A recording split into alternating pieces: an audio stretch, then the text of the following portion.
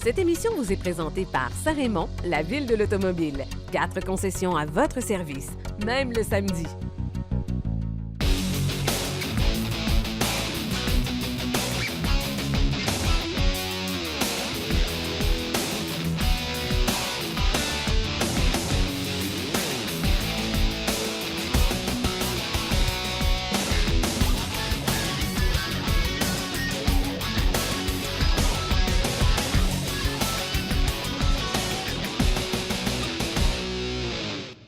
Bienvenue à Virage. Aujourd'hui à l'émission, nous allons vous présenter le Silverado HD. Oui, on va s'adresser aux travailleurs, ceux qui travaillent fort avec leur camion, à tout le moins. Et aussi, on va avoir les chroniques de pneus avec Jean Guéroy de DRNR Pneus Mécaniques. On va avoir les nouvelles de l'industrie en compagnie de Mathieu Thomasin. Et nous allons répondre à vos questions à la fin de l'émission. 670-9078, poste 230 ou encore virage@télémac.tv ou via notre Facebook. C'est les façons de nous rejoindre.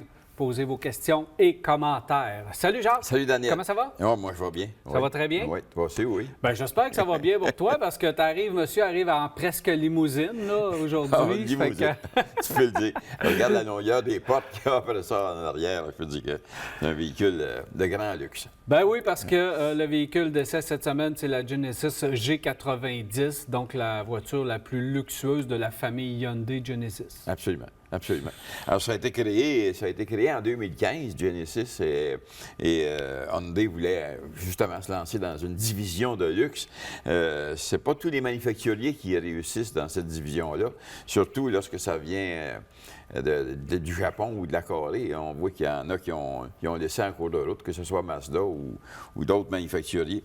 Mais eux autres, crée-moi que je trouve qu'ils ont du goût pas mal pour se lancer contre toute la gamme de voitures allemandes luxueuses qui existent, que ce soit suédoises ou américaines, avec les Cadillac CT6, que ce soit avec les Volvo, la série 90, etc.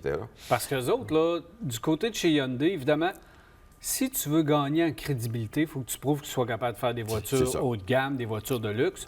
Puis, je pense pas qu'on s'adresse directement à Mercedes ou BMW, Audi. On s'en va peut-être plus vers Lexus, Lincoln, ce genre de gamme-là pour l'instant. C'est vers ça bien entendu, qu'on va se rendre, là, moi je crois. On va peut-être pouvoir aller chercher des gens qui roulent en Mercedes depuis déjà quelques années. Et généralement, ces gens-là, ce pas nécessairement des acheteurs de voitures, c'est des gens qui sont en location. Alors, ils louent leur voiture, après 2 ans, 3 ans ou 4 ans, selon le contrat qu'ils ont, vont pouvoir échanger leur voiture. Alors, c'est pas grave s'ils gardent 5 ans ou 6 ans, mais ça arrivera très, très peu. Alors, tu parlais de Lincoln, Lexus, Maserati, ça joue dans la même gamme. Mais je peux te dire que qu'est-ce qu'ils ont fait là, c'est vraiment très, très, très luxueux et très haut de gamme. Parce que même une Mercedes classe S, là, c'est beau, c'est frais, mais ça, je pense qu'ils ont juste le pas en dessus. Alors, ils ont voulu fabriquer un véhicule un système, une façon d'acheter la voiture qui est différente des autres manufacturiers. C'est qu'on peut se rendre chez vous, te montrer le catalogue, te montrer... On n'est pas habitué à ça, là, à avoir quelqu'un qui vient chez nous, dans notre bureau, pour examiner quel type de cuillerette que tu vas prendre. Alors, on fait ça. Et en plus de ça, c'est que c'est un véhicule qui garantit 5 ans, 100 000 km. Mais on va aller la chercher chez vous, on va aller te la reconduire, on va te laisser un véhicule l'équivalent de ce que tu as acheté, par exemple. Et tout ça, c'est garanti 100 % pendant 100 000 km. Alors, ça fait une expérience d'achat qui est pas mal extraordinaire, ce qui veut dire que tu n'es pas gêné là, de retourner ton véhicule pour faire le service dessus. Et ça, Genesis, à mon avis, passe complètement à côté de la traque parce qu'on ne publicise pas ce côté-là du service. Tu peux tu peux posséder ta voiture là, pendant 5 ans et ne jamais aller au concessionnaire. Jamais. Fait que ça, c'est quelque chose qui les démarque. Est-ce que, moi, j'ai pas eu de commentaire de la part de clients. Est-ce que ça fonctionne bien? Est-ce que ça fonctionne pas bien? Je ne sais pas. Mais on l'offre. Et ça, pendant toute la période de la garantie, ça reste quand même un service assez exceptionnel qui se démarque des autres, mais on ne l'utilise pas et on ne le publicise pas. Donc, je ne sais pas si on ne veut pas trop que ça se sache, là. On est peut-être un peu gêné, mais il reste qu'on devrait peut-être le publiciser, à tout le moins informer les gens de ça. Alors, il existe 3 modèles. Exemple, la G70, la G80 et la G90. Et celle qui va être rentrée ici au Canada, par exemple, c'est le moteur 5 litres V8 qui développe 420 quelques. Elle m'a dit quelque chose. Ça tire. T'sais, pour la grosseur de la voiture, pour le poids, tu t'imagines pas que ça va donner toute cette puissance-là et cette performance-là. Alors, c'est un véhicule qui est moderne. Si on regarde au niveau de la calandre en avant, la façon dont on a fait toute la nouvelle grille, tu regardes ça, c'est moderne. Les lumières, la façon dont c'est installé, on dirait qu'il y a une barre transversale. C'est comme s'il y avait 2 niveaux de lumière. C'est un véhicule tu regardes les roues, comment est-ce qu'ils ont été dessinés. On n'en voit pas pareil sur d'autres marques de voitures. Ça fait très chic. Ça fait très chic comme voiture. Et il y a, à bord de cette voiture-là, à peu près tout ce qui existe de technologie à venir à aujourd'hui. Là, tout est monté à bord. C'est bien entendu, moi j'ai roulé un peu là, avec la voiture, mais je peux te dire que ça me prendrait quasiment un mois, là, Daniel, pour être capable de découvrir partout ce qu'on va. Les écrans, les façons de pouvoir toucher l'écran, la sensibilité de ça. C'est rempli de technologie. Alors, quelqu'un qui ne s'y connaît pas du tout, qui n'a pas vraiment de notion au niveau de technologie, tu vas avoir à demander souvent à quelqu'un pour t'aider à ajuster, que ce soit au niveau de tes sièges, que ce soit... je parle des sièges. Les sièges, hein? As-tu des ajustements, oh ces boy. sièges? Aïe. Mais quel confort! Ben oui. Et avant d'aller loin dans d'autres choses, là, des sièges, le siège du conducteur, c'est 22 ajustements qu'il y a dessus. Le siège du passager, c'est 16, si ma mémoire est fidèle. En arrière, à gauche, c'est 12. Et en arrière, à droite, c'est 14. Fouille-moi pourquoi est-ce qu'on a mis moins un bord que sur l'autre. Mais tous les sièges climatisés, ventilés, chauffants, alors incluant le volant.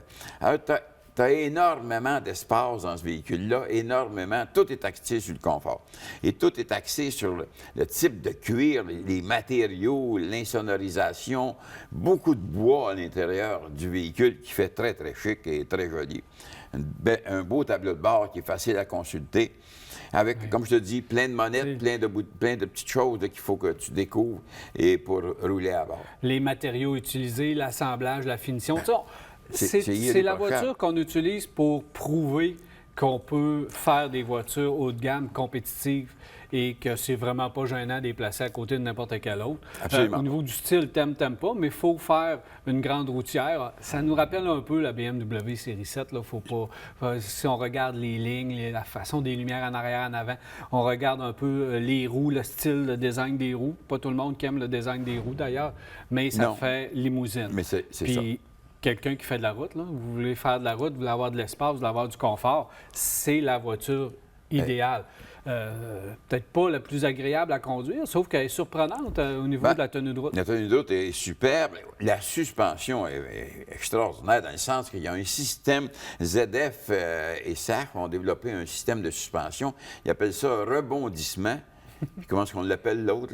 Pas l'écrasement, en tout cas. Mais c'est que si tu pognes un ponceau ou n'importe quoi, il y a un système qui fait que tu n'iras pas au bout des amortisseurs et tu n'iras pas non plus écrasé par terre complètement. Il y a quelque chose qui stabilise la voiture, là, qui fait que tu n'as pas rien senti à ce niveau-là. Il y a un autre système incorporé à la voiture qui fait que tu n'as pas de bruit extérieur qui entre à l'intérieur de la voiture. Ça, c'est le plus impressionnant, l'insonorisation. C'est incroyable, tu n'entends rien dans le véhicule. Alors, tu t'en vas, c'est d'une douceur et d'une insonorisation dans ce qu'il y a de meilleur dans l'industrie. Je n'ai jamais vu conduit de semblable auparavant. Mais ce qui est drôle, c'est qu'il y a un système de son là, à tomber par terre dedans.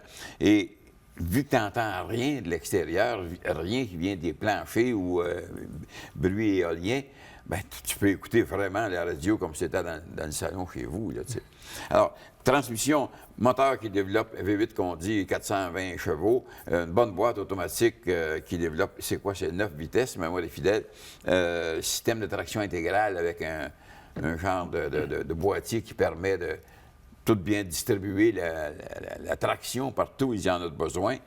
un grand coffre là-dedans pour mettre... Tout ce que tu peux. OK, mais surtout golf, peut-être, les gens vont s'en aller peut-être beaucoup plus de dans le sacs de sud. golf. Beaucoup. On peut partir avec 4 les 4 sacs de golf sans problème. Moi, je trouve qu'ils ont fabriqué une voiture pour démontrer, comme tu disais tout à l'heure, jusqu'où on peut aller. Et ils n'en vendront pas énormément parce qu'il n'y a pas énormément de centres. Il y en a un à Québec, il y en a, je crois, un à Montréal.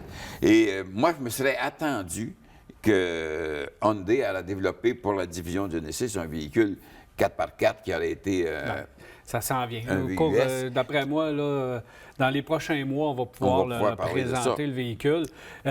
Le défi est grand. Le défi, c'est de convaincre les gens de dépenser autant d'argent sur un véhicule Genesis, Hyundai, entre guillemets. Évidemment, dans son ancienne vie, c'était l'Equus, donc on était plus du côté de chez Hyundai.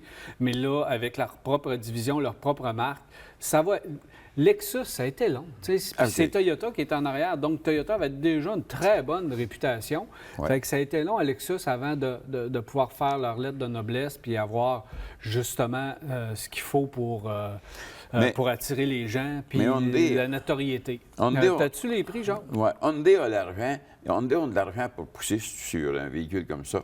Et ils vont pousser dessus pour une période de temps. Le prix, c'est environ 90 000 selon... Il y a une couple d'options qu'on peut ajouter ou soustraire. Considérons qu'autour de 90 000 tu as le véhicule qu'il y a ici en studio. Merci, Jean. Au plaisir. Alors voilà, on s'arrête pour une pause et au retour, Silverado HD. Restez avec nous.